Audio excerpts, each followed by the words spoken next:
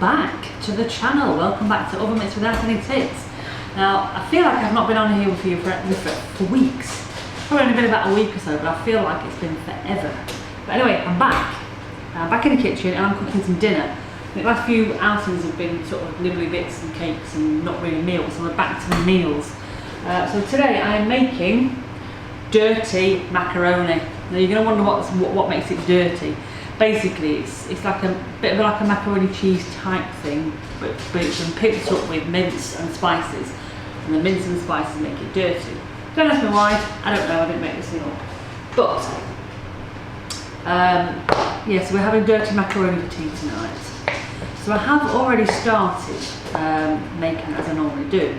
So I browned off some onions in a pan and a packet of 5% fat pork mince. Now if you don't like pork, you can use beef mince, not a problem. But in fact you can probably even use chicken mince if you so desire. But I am using pork mince for this. So into here I'm going to put my spices and all the rest of my gubbins to get it going. So I'm going to put a teaspoon of oregano. If you look on the websites that like dirty rice and dirty macaroni and things like that, there's a lot of different recipes you can try. A lot of them do use peppers. Now, I don't mind peppers. Neil's home for work. I don't mind peppers, but I'm not in the mood for them today, so I haven't put them in. So a teaspoon of thyme. So sorry, that was oregano and thyme, and now a teaspoon of sage. A teaspoon of All Purpose Seasoning. So I should really have the GoPro on this, shouldn't I? But I don't think it's really that interesting watching you put spices in. I'm also going to use some Cajun spice. Now, this is where you put as much or as little in as you want. I'm going to put about half a teaspoon in because I don't like it overly spicy, as you well know by now. So I'm just going to put half a teaspoon in. I'm also going to put in a carton of passata. Now I haven't got any of my tomato sauce left in the freezer. I need to make a fresh batch up. So I'm using this as a cheat. You can use tin tomatoes. I'm using that. I'm going to put 2 tablespoons of white wine vinegar.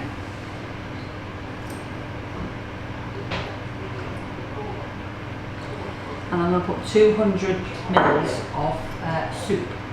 Soup, chicken stock. I don't know why I said soup. Talk about a random word.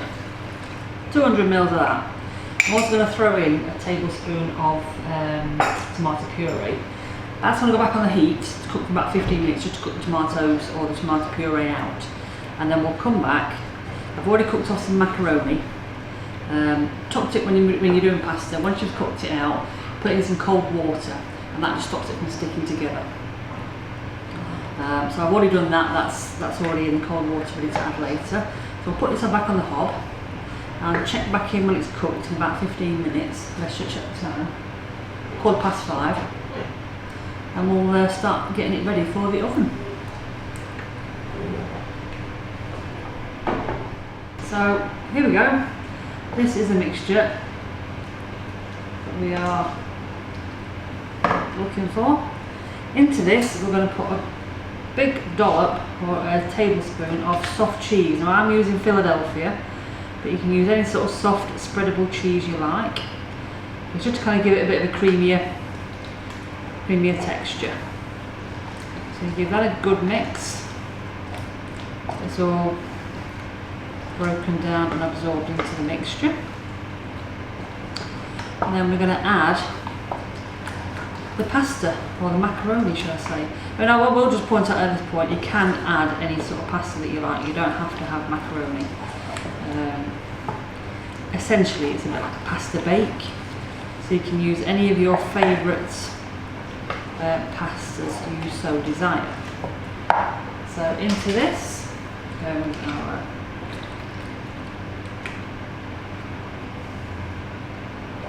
macaroni. It's a really good mix up.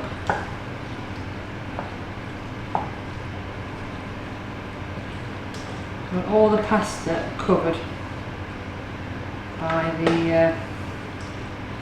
the mince mixture.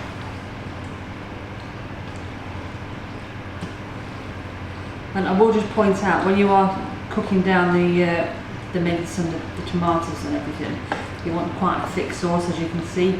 It might take longer than 15 minutes, it might not, it just depends on how much liquid you've got in there. The more liquid you've got, the longer it's going to take.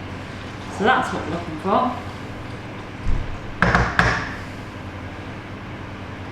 Into the oven-proof bowl. There you go. On top of this, we're going to put some grated cheese. Now again, you can put as much or as little as you like on.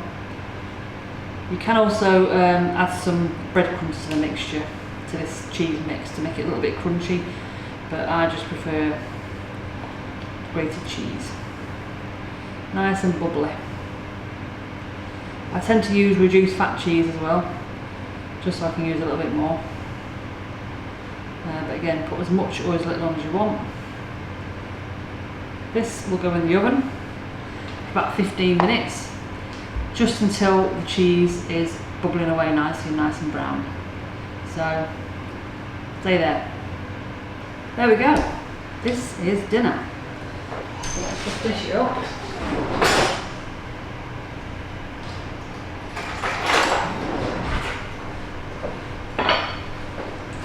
There's plenty to go around.